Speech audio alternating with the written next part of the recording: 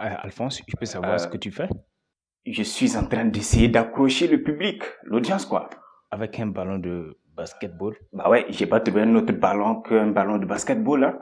J'en ai un de foot mais il n'est pas très présentable.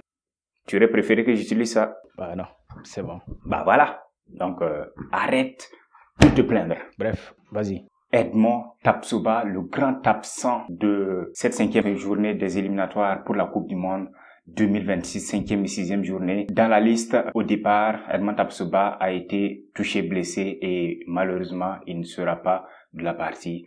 On va y revenir au cours de cette vidéo. Les étalons du Burkina Faso sont en rassemblement depuis quelques jours maintenant, qui sont à El Jadida au Maroc, où ils le recevront. On va rappeler que le Burkina Faso n'a toujours pas de stade. Ah, ça fait mal. Ça fait mal. Tout un grand pays, tout un pays qui prétend aux places de grandes nations de football africaines, qui n'a pas de stade. Bref, le Maroc, c'est devenu comme chez nous. Et cette fois-ci, on reçoit le Djibouti et ça sera ce vendredi à partir de 16h. Et l'ambiance semble bonne parce que dès les deux premiers jours, il y a eu le bisoutage des nouveaux venus. Il y a de nouveaux arrivants, notamment Memel Dao de l'AS Sonabel. Et je pense également à Syriac Irie Bi, qui joue en France en D2, à Zungrana. Et le sélectionneur du Burkina, Brahma Traoré, l'a remarqué aussi. Alors, il est plus proche, normal. Là, sinon, selon Brahma Traoré, l'ambiance est bonne au sein du groupe, les joueurs sont en forme et nous attendons vendredi. Demain donc, je suis satisfait du comportement des garçons après ces 2 séances d'entraînement. Ils répondent bien physiquement et c'est très important car nous n'avons pas assez de temps pour préparer les matchs. Alors, ce sont les propos du sélectionneur des étalons. Et voici le classement avant cette 5e journée. Le Burkina Faso qui est classé 3e. C'est comme ça. On aurait mieux vu le Burkina Faso en 2e position au pire des cas. Derrière l'Égypte, malheureusement, le Burkina Faso est placé 3e avec 5 points. Derrière la Guinée-Bissau qui a 6 points. Et l'Égypte qui est en tête avec 10 points. Et voici donc les confrontations qui ont fait perdre des points au Burkina Faso. La première confrontation, lors de la première journée, le Burkina Faso a fait un match nul contre la Guinée-Bissau, un but partout. Déjà, on perd 2 points. Pendant que l'Égypte pulvérisait le Djibouti 6-0, on espère que demain, on ne va pas décevoir. Et il va falloir qu'on suive les pas de l'Égypte, c'est notre problème. On ne sait pas marquer de buts. On se contente d'1-2 buts, alors qu'il faut en mettre 6-7 quand on y peut. Voilà, faut respecter l'adversaire, quoi, en marquant, bien sûr. L'autre rencontre qui a fait perdre des points au Burkina Faso, c'est cette défaite, bien évidemment, contre l'Égypte. Un match qui était prenable. Mais bon, ce n'est pas le match qu'il fallait gagner. C'est le match contre la Guinée-Bissau qu'il fallait gagner. Et le match contre la Sierra Leone où le Burkina Faso est sorti avec un score de 2 buts partout. C'était dommage. Heureusement pour eux, à côté, l'Égypte aussi s'était fait accrocher par la Guinée-Bissau, 1 but partout. C'est une seule victoire, 3-0 contre l'Éthiopie. C'est cette victoire qui permet au Burkina Faso de rester 3e. Une victoire, 2 matchs nuls. Ça fait 3 points plus 2, ça fait 5 points. Et nous voici 5e derrière la Guinée-Bissau. On espère que ce match de ce vendredi, parce que c'est le premier match, c'est ce match qui va tout lancer. Et après, comme le disait le capitaine Bertrand Traoré, il faut prendre les rencontres une par une. Après vendredi, on verra le match du 24. D'ailleurs, on écoute les propos du capitaine des étalons sur ce point. On est 3e de notre groupe. On a pris un peu de retard. Maintenant, voilà, on veut faire carton plein lors de ces 2 matchs, c'est-à-dire essayer d'aller chercher les 6 points. Et voilà, ça commence déjà par le match du vendredi.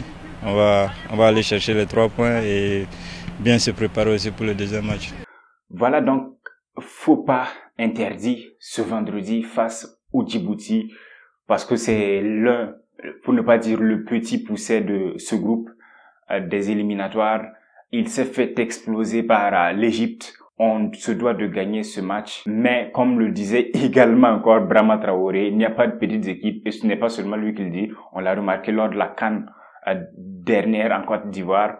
Il n'y a plus de petites équipes. Il ne faut sous-estimer aucune équipe, mais il faut assumer son rôle de favori ou deuxième favori du groupe et imposer le respect. Et c'est ce qu'on attend des étalons ce vendredi contre le Djibouti et ensuite le 24 contre la Guinée-Bissau. On va maintenant voir la liste des étalons parce que j'en avais pas parlé sur cette chaîne. Comme gardien de but, Hervé Kofi qui fait son retour, Farid Ouedraogo qui était là, qui revient, Kylian Nikiema également qui était là, qui revient. 3 gardiens donc. En défense, on aura Issa Kabore, Steve Yago, Edmond Tapsoba qui était dans la liste mais qui n'y est plus, qui ne sera pas là parce que il est blessé. Et Nasser Djiga, Adamo Nagalo, et Mohamed Yabré de l'ASEC Mimosa, Issouf Dayo et Arsène Guy Kouassi. Alors, je voulais parler de Kouassi, pas Zungrana, Arsène Guy Kouassi de l'Ajaccio, un des nouveaux venus également. Et donc, au niveau de cette défense, je pense qu'il n'y a pas grand-chose à dire. C'est vrai qu'il y a l'absence d'Edmond Tapsoba. C'est la paire Dayo-Tapsoba. Elle fonctionne bien. Et Brahma Traoré l'aime bien. Et avant lui, Velut aimait bien cette paire. Et Edmond Tapsoba n'est pas là, mais je pense qu'on a d'autres grands défenseurs, notamment Nasser Djiga, le joueur de Wolverhampton en Premier League, qui peut le remplacer valablement. Donc pour moi, la charnière centrale sera très probablement Nasser Djiga et Issoufou Dayo. Sur le côté, l'indéboulonnable Issa Kabore sera là probablement. Et sur le côté gauche, le latéral gauche, on verra bien si Brahma Traoré reconduit son défenseur central reconverti en latéral gauche, Steve Yago, ou s'il va mettre un joueur, un latéral gauche de formation. On attend de voir. On rappelle que Valentin Nouma est absent de cette liste au niveau de la défense. Il est pourtant en forme. Alors bon, c'est vrai qu'on ne peut pas appeler tout le monde non plus, sinon on risque d'avoir 60 joueurs. Et au milieu de terrain, on aura Memel Dao, le joueur de l'AS Sonabel, le championnat burkinabé, Cédric Badolo, Seydou Sempore, Blati Touré, Draman Salou, Ismaïla Ouedraogo, Josier Tiendrebego et Mohamed Zungrana. Alors c'est peut-être le milieu qui me laisse un peu dubitatif parce que voilà, bon, c'est vrai, il y a Blati Touré, Sacha Bansé est absent alors que c'est lui généralement qui dynamise ce milieu de terrain du Burkina Faso. Mais on aura Blati Touré et peut-être Josier Tiendrebego, je sais pas trop. Seydou Sempore, il entre aussi, il a joué quelques matchs. C'est peut-être en termes de connexion entre les joueurs du milieu de terrain, je vois peut-être Brahma Traoré placé dans son 11 de départ, un Blati Touré et un Seydou Sempore. Cédric Badolo, bon, franchement, c'est pas la grande forme actuellement. Mais bon, Brahma Traoré l'aime bien. Il sera probablement dans le 11 de départ. Au pire des cas, j'aimerais bien qu'il essaie Josier Tiendrebego pour voir ce qu'il vaut. En attaque, on aura Syriac Bi-Irie Kalou de Troyes et Bertrand Traoré, évidemment, de l'Ajax, Hassan Bandé, Dango Ouattara de Bournemouth en grande forme également, et Franck Lassina Traoré du Shakhtar et Mohamed Konaté d'Al Riyad en Arabie Saoudite. Voilà donc pour l'attaque pour ces 5e et 6e journées des éliminatoires pour la Coupe du Monde. Donc une attaque bien fournie, là il y a rien à dire, l'attaque ne doit pas pêcher. Si le milieu on arrive à mettre des joueurs qui vont se donner à fond et servir l'attaque, voilà, on est bien parti parce qu'avec un Bertrand Traoré qui est en forme actuellement, un Dango Ouattara qui est également en forme et peut-être un Franck Lassina Traoré comme numéro 9 devant, ça peut faire mal aux défenses, ça peut faire mal à ces défenses de Djibouti et de la Guinée-Bissau, mais attention à ne pas se jouer, ne pas faire les suffisants. Il faut aborder ce match comme on aborde un match contre l'Égypte, un match contre le Sénégal. Il faut aborder ces matchs comme ça avec du sérieux, avec de l'application et aller ramener ces 3 points et avec la manière, parce que c'est ce qu'on aime voir. On aime voir des étalons rassurants, des étalons du Burkina Faso qui savent ce qu'ils font, qui entreprennent, qui offrent du beau jeu au public. Et on espère qu'on le verra lors de ces 2 matchs, parce qu'il y a une qualification pour la Coupe du Monde qui se joue et chaque match est important. Chaque match est important. Steve Yago le disait. Voilà, c'est un rêve pour tout Burkinabé de voir son équipe jouer la Coupe du Monde.